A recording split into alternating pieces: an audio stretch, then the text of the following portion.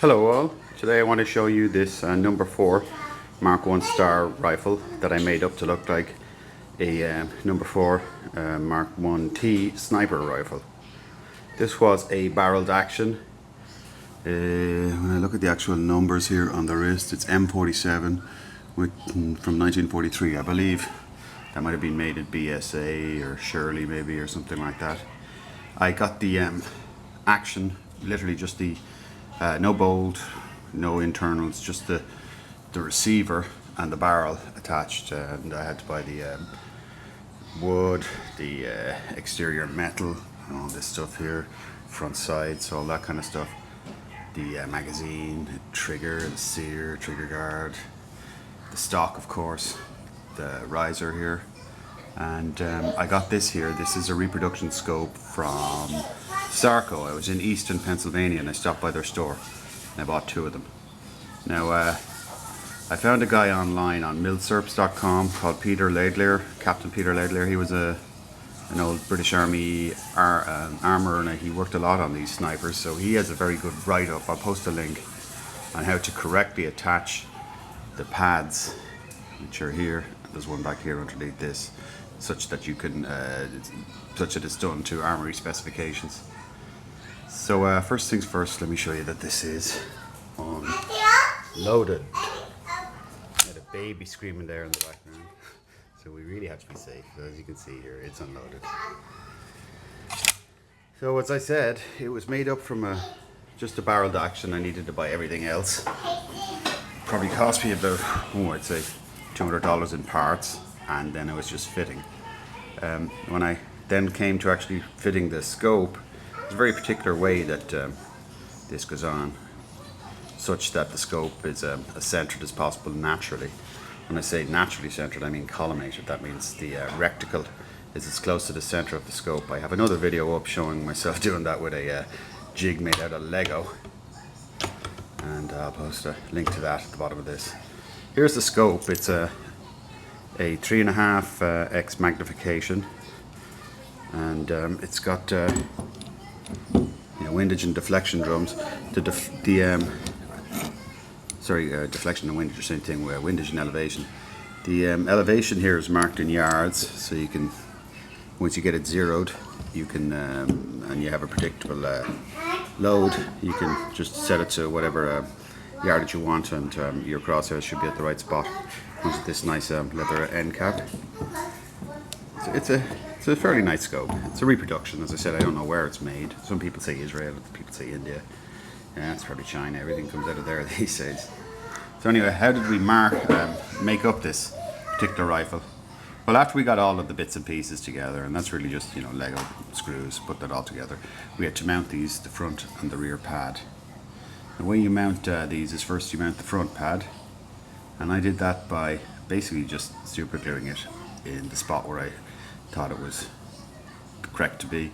Looking at some other pictures online, it appears that they moved this pad actually further closer to the barrel, but I noticed there was I don't know if you can see it here, there was a bit of a step here, so I just mounted it on the milled out rectangle where it seemed to just fit more naturally. So I super glued it in place, and then we chucked it up real good in a milling machine, and we drilled our 4 holes. We then tapped them 4 holes, and we put in these screws. Now after you've done that, you attach your scope right here, and you screw on the front really tight. And once that's been screwed on tight, you pretty much got the scope. You want to make sure that you get the scope its optical axis centered over the barrel's optical axis. In other words, you don't want any left like this to right deflection basically. So to do that, you can be a bubba and just do it with these windage adjustment, but we like to keep them at 0, such that we have as much play as possible out in the field when we're adjusting for wind, etc, etc.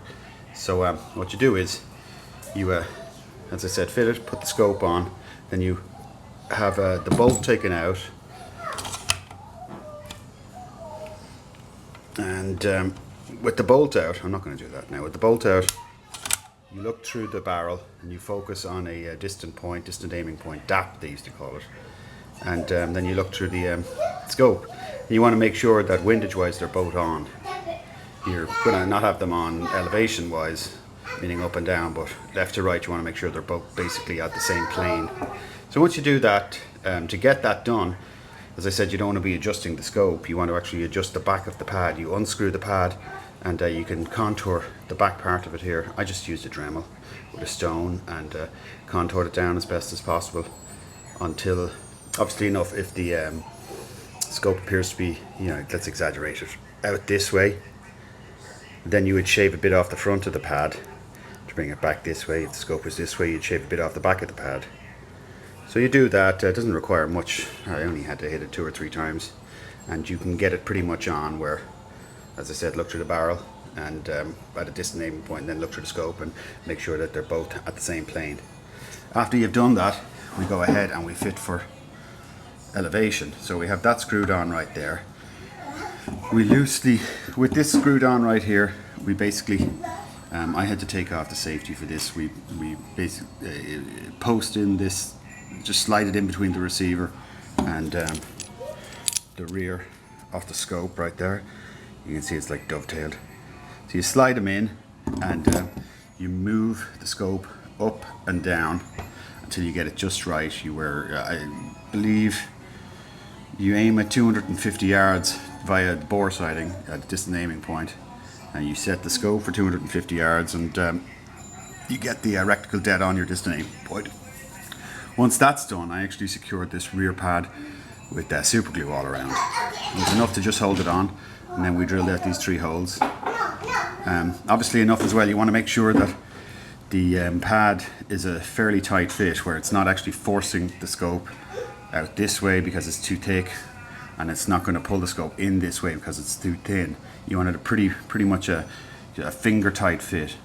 If it's sloppy, then you want to put a shim on the back. If it's too tight, then you want to shave a bit off the back. So once you've done that, drill and tap this, and Bob's your uncle. You've got a line set up scope mount. You'll notice the rear sight here, I had to grind down the 300 yard battle sight. That's because the scope rear bell here doesn't have enough clearance. The battle sight comes up underneath it. So that kind of sucked to have to do that with a perfectly good sight, but yeah, that's the way it was back then. One thing that's not correct on this, and I don't really intend on doing it, they go for like $100 on eBay, is a third swivel that replaces the front trigger screw right here, and it's kind of a thing that you pass a sling through. It's probably for some kind of complicated sling to armrest setup or something, like you see some of those riflemen doing out at the range. I added, of course, this, got this from Numridge. I think that's like $25 or $30 or whatever. You put it on right here at the back where you get a comfortable cheek weld. In the actual service, I believe the snipers would contour this such that it fit their cheek perfectly. Oh, it's a nice piece. Like I said, it was just made up from a barreled action. There's nothing much else to it. I took it shooting and I just about got it zeroed. I was getting about 2 inches at 100 yards, and I'm hoping to improve on that. Some people have told me that up here at the front at the barrel band, you want to shim this such that there's some slight upward, I think up to 8 pounds of upward pressure. There's some kind of what they call a node here. As a barrel oscillates, it sets up a standing wave, and you've got a pole and a node. If you're an electrical engineer, you know what they are.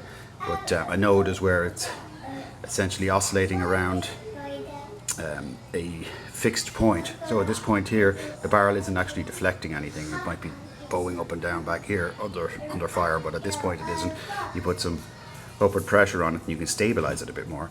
It's not free-floated, but I don't believe these rifles were ever meant to be free-floated. So let me know what you think. Let me know if I screwed up anywhere, and I can do a better job. I've got to show you this. These are thumb screws, and the ignorant Mick inside me, of course, once he sees the thumb screws, has to break out the pliers or the channel locks to cinch it down real tight. And this one sheared right off. So I had to take it to a friend of mine with a TIG welder to put it back on, and it's been holding up really nicely. Another thing that's nice actually about these scopes is the rear sunshade. Sometimes when you're shooting into the sun comes down over the top of the scope like this, right into your eye, and you can't, you know, get a good firing position. You have to get your eye too close to try and block it out, or grow your eyebrows out or something. But this is a nice job, particularly at Burrow Canyon where I shoot quite a bit. The 200-yard rifle range is always seemingly facing into the sun. It sucks. One thing that I have noticed about this reproduction scope, and I'm going to try and maybe get a manual or something, the detente on the elevation is slightly sloppy. Meaning, if I set it for 100 yards and I look through the scope,